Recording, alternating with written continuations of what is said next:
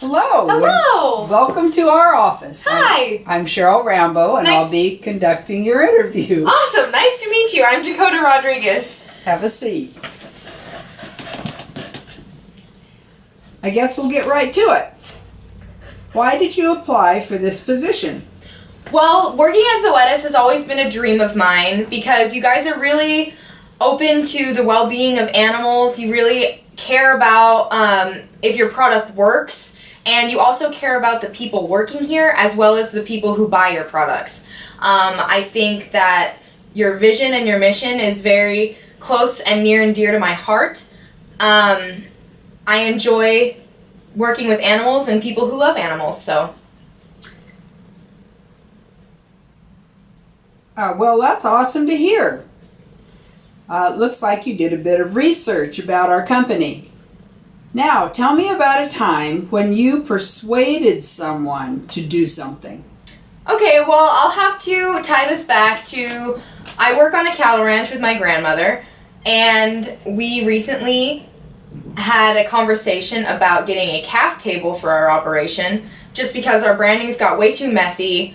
There were too many people running around, too much stress on the animals, so I brought up the idea of getting a calf table so we can put the calves in there, we can give them the vaccinations, keep it low stress. She was interested in it, but she wasn't sure right away. So I was just talking to her about it, and I showed her a couple of videos of the calf table in action. I pointed out that it would be a really less stressful experience for the calves when giving the vaccinations, so the vaccinations are more effective, and how much safer it would be for both of us if we gave the ear tags in the head gate, and if we caught a calf with something in its eye, it would be a lot easier to get that thing out and get the calf healthy again. So I talked to her about it, and she kept asking me questions about how do we get one, where should we put it on the ranch, and story short, we have a new calf table now, so. That's fantastic. I hope it lives up to its hype. Can you think of a time when you used probing questions to get someone to open up and have a good conversation with you? I can. This past fall, we had Cal Poly's orientation, Week of Welcome, and I was an orientation leader. So we went through 9 weeks of training, learning how to connect with people, how to connect with a more difficult type of person, a shut-off person that doesn't really want to go outside of their comfort zone.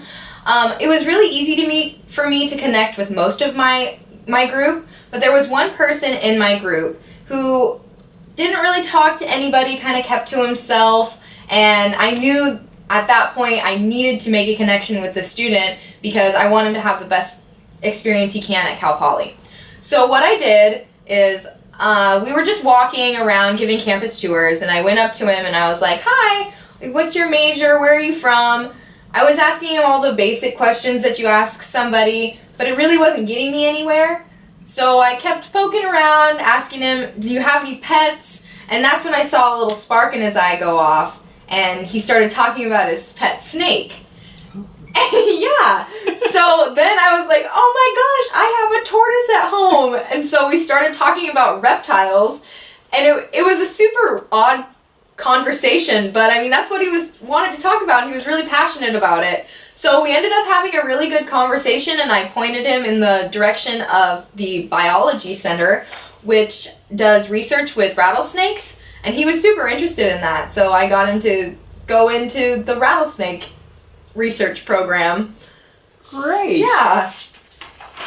Tell me, how do you organize and prioritize your work activities for the day, week, and month? I live and breathe by my personal planner.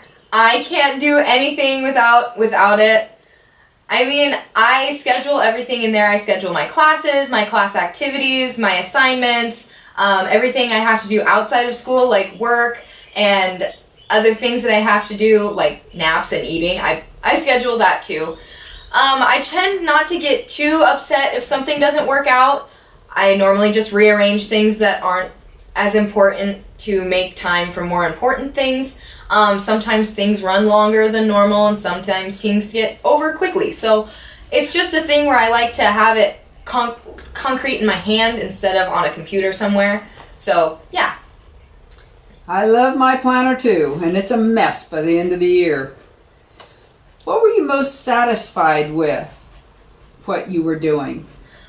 When I was most satisfied is I was sitting in my truck last spring. I was looking out on my herd of cows, and I saw them with their healthy babies, and I just sat there and I kind of thought, I'm doing all right.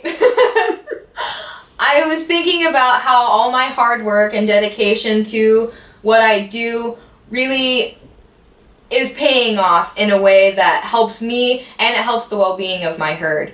I was sitting there and thinking that my great-grandfather would be proud of what I was doing.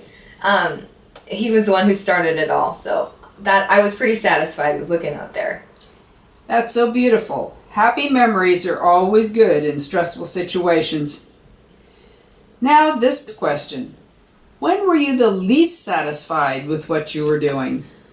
This will have to be tied back to sports. I played softball for 14 years, and for 3 of those years I was on the varsity softball team for my high school.